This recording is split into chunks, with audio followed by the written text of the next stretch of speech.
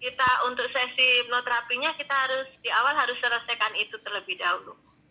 Gitu. Iya, terima kasih. Beliau juga trainer juga, terapis juga sebenarnya. Cuman karena tadi ada titipan tetangga sebelahnya yang tadi fotonya sempat. Tapi makasih Mbak Umi. Ya baik, mungkin ada curhat juga kayaknya nih Mbak Umi. Oke, kembali saya sampaikan teman-teman kalau afirmasi itu kan kalimat yang terus menerus. Biasanya saya buat itu lebih simpel, lebih baik. Ya, sebenarnya ketika kita mengatakan mulai sekarang dan seterusnya tubuh saya sehat, prima, bugar, itu pun sudah sebuah kalimat afirmasi. Jadi sesimpel mungkin, yang mudah untuk sering-sering kita ucapkan. Ya, kalau kalimat afirmasi jangan terlalu panjang nih. Mulai sekarang dan seterusnya saya sehat, prima, bugar, sejahtera, bla bla bla bla bla, panjang itu. Nah itu nanti susah juga kita. Nah karena dia harus semakin sering kita ucapkan. Jadi misalnya Pak Gunawan ya tadi mengatakan mulai sekarang dan seterusnya saya sehat, bugar, prima, bisa melakukan aktivitas dengan optimal, itu saja sudah termasuk di dalamnya adalah kalimat afirmasi. Seperti itu. Itu sehat selalu ya Pak. Iya. Namanya siapa Mbak? Arya Mariani. Iya. Mau tanya Bu Umi, lanjut. kalau misalnya anak yang suka murung juga senangnya di dalam kamar gitu, tapi kalau keluar sih aktif, cuma senangnya di dalam kamar aja gitu, sampai dia tuh memang kayak apa sih ya, jadi kalau bergaul tuh nggak asik gitu. Itu harus gimana ya, anchornya tuh harus gimana ya maksudnya? Iya. Tunggu dulu, Mbak Ari profesinya apa? Dan juga sama gitu. Oh, bidan juga. Iya. Lanjut Mbak Umi, bidan juga nih. Mbak Ari nih, bidan di mana Mbak Ari? Di Bekasi. Oh, Bekasi. Oh, di Bekasi. Oke. Mbak Ari, mungkin ketika dengan anak itu lebih ke hypnoparenting ya. Kalau saya biasanya menerapkannya adalah sugesti. Sugestinya biasa saya terapkan satu ketika anaknya menjelang tidur. Yang kedua adalah ketika anak asik main game. Ini salah satu yang harus kita berikan justru adalah sugesti-sugesti positif. Sugesti yang sangat sederhana saja. Misalnya bermain di luar bikin adik bahagia, itu sesuatu yang sederhana. Tapi memang harus diulang terus. Kalau untuk anak biasanya saya menyelesaikan per kasus. Misalnya, saya pengen dia main di luar, berarti sugestinya satu dulu. Bermain di luar membuat adik bahagia, bermain di luar membuat adik bahagia, itu kita lakukan. Dan memang yang paling bagus yang melakukan terapi adalah ibunya ya kalau untuk anak. Jadi Mbak Ari, saya itu kecemplung di sini di dunia hipnoterapi itu karena anak saya. Jadi anak saya yang kecil waktu itu introvert sekali, tidak mau ngomong dengan orang asing, bahkan sekolah pun luar biasa harus ditunggu di dalam kelas. Jadi di situ saya mikir ini harus saya apakan ini anak saya. Maka akhirnya saya belajar tentang hipno ini. Nah, pasien pertama saya adalah anak saya waktu itu. Jadi tiap malam, tiap hari itu saya memberikan sugesti yang saya inginkan ke anak saya. Sehingga pada akhirnya sekarang dia udah bisa keluar. Dulu sekolah saja kalau sama ustazahnya disuruh kasih tugas, Mbak Devi diwarnai. Kalau dia udah geleng kepala nggak akan ada orang yang bisa ini nyuruh dia.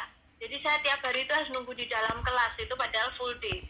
Sampai saya bawa ke pasar hewan, saya bilang, Dek, nanti kalau nggak mau sekolah, Mama beliin kambing, mau? Jawabnya mau. Nah itu kan bikin pusing kita sebagai orang tua. Sama sekali nggak mau kenal dengan orang luar. Nah, tapi setelah saya belajar ini, saya paham nih. Anak itu ternyata sampai usia 10 tahun, dia masih lebih banyak menggunakan pikiran bawah sadarnya untuk kehidupan sehari-harinya dia. Sehingga makanya sugesti-sugesti yang kita masukkan sampai dia berumur 10 tahun ini akan cepat sekali masuk. Nah, waktu yang paling bagus adalah ketika dia trans. Kapan itu? Ketika dia menjelang tidur, ketika dia bermain game, ketika dia nonton TV, atau kegiatan apapun yang membuat dia fokus di situ. Berikan sugesti yang Mbak Ari inginkan. Diulang terus seperti itu. Memang hasilnya tidak instan ya Mbak Ari. Saya butuh proses yang lama untuk bisa membuat anak saya